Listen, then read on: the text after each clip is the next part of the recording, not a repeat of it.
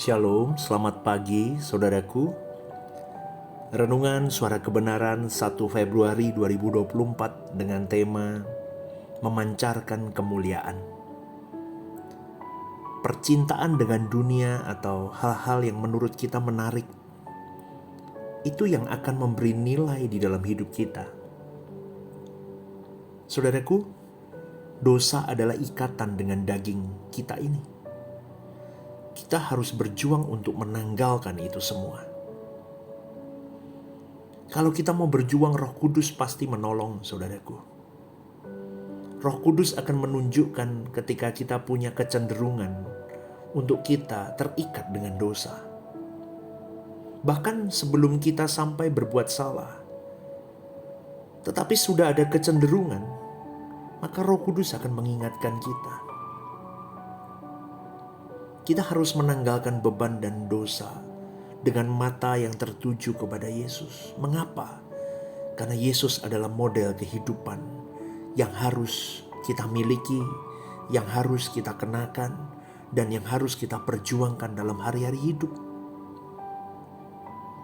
Karena Yesus yang akan memimpin kita dalam iman dan membawa iman kita itu kepada kesempurnaan, saudaraku.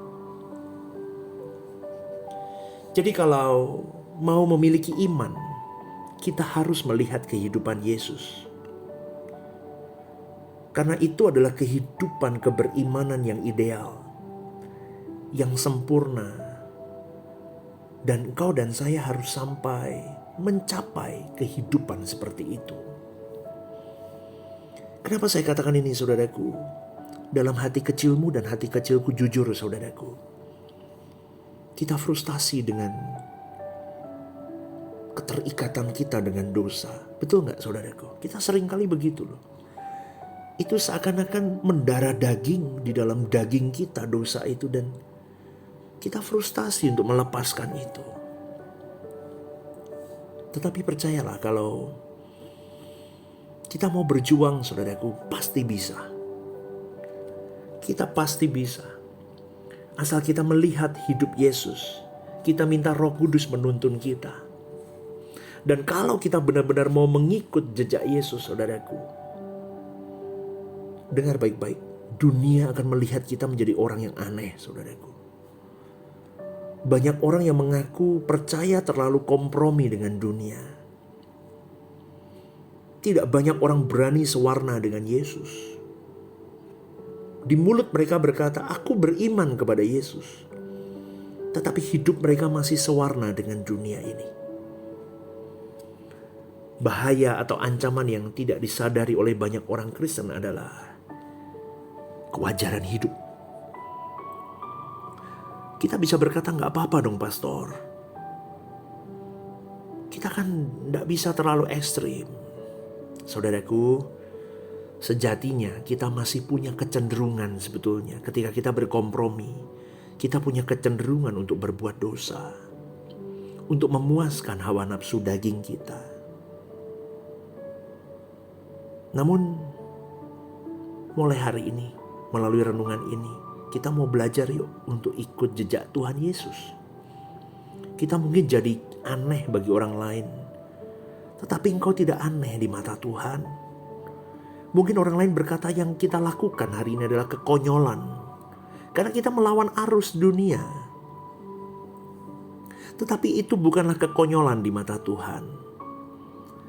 Bagi orang yang belajar kebenaran, saudaraku, ia justru akan melihat bahwa sosok yang mengikut jejak Yesus itu adalah pribadi yang memiliki keagungan di dalam dia.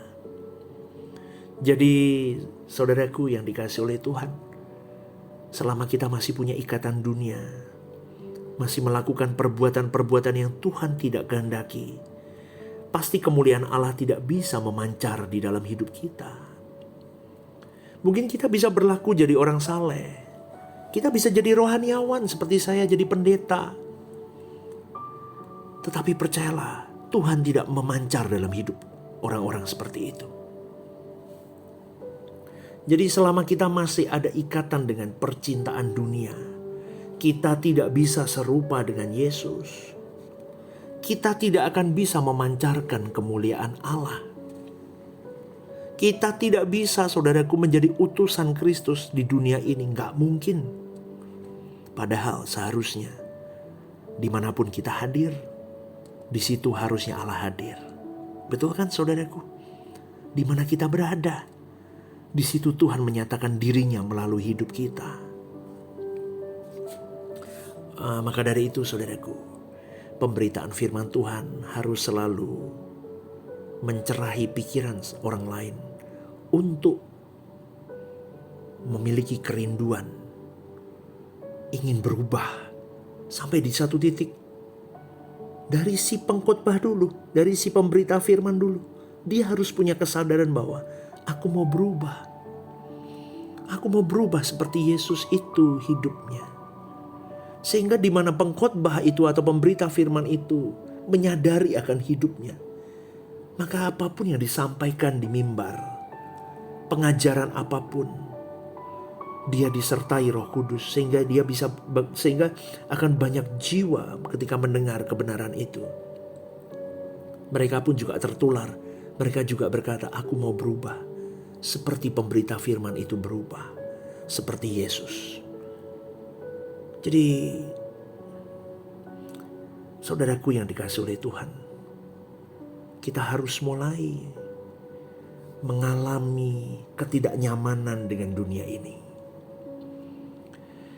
Kita mulai harus tidak waras di mata dunia, tapi kita waras di mata Tuhan. Standarnya apa? Harus seperti yang Allah kehendaki. Ini perlu usaha sungguh-sungguh. Ini perlu mental yang kuat, karena ketika engkau harus terpisah dari dunia ini, mungkin engkau dijauhi orang-orang di sekitarmu, engkau ditinggalkan oleh kelompokmu. Adakah kau kuat untuk menahan itu semua? Orang-orang yang kuat, orang-orang yang bisa melewati itu semua dan tetap fokus kepada Tuhan dan tujuannya untuk menyenangkan Tuhan. Wow, orang-orang itu adalah pejuang-pejuang Tuhan yang luar biasa. Dan perjuangan itu, saudaraku, yang akan membuat kita hari demi hari mengalami terus perubahan. Sampai di satu titik kita bisa berkata, aku bisa melepaskan semuanya Tuhan. Semua bisa aku tinggalkan. Aku tidak punya apapun, tidak punya siapapun, is okay. Asal aku punya Tuhan, cukup bagiku. Wow, orang-orang seperti itu, saudaraku. Orang-orang yang akan memancarkan kemuliaan Allah. Jadi sekali lagi saya mau mengingatkan, perubahan itu membutuhkan perjuangan. Kalau perjuangan kita rendah, maka tingkat perubahannya juga rendah. Dan sebaliknya, kalau perjuangan kita begitu dahsyat, maka perubahannya dahsyat, saudaraku. Tergantung kita. Tergantung komitmenmu sendiri, saudaraku. Tetapi ingat, Allah tidak pernah memaksa untuk perubahanmu dan perubahanku. Tapi kalau kita punya komitmen untuk mau berubah dengan kuat, Tuhan akan bantu kita melalui Roh Kudus-Nya, saudaraku. Jadi, saudaraku yang dikasihi oleh Tuhan yang mendengarkan renungan pagi hari ini, saya mau mengingatkan, kita harus semakin berbeda dengan dunia.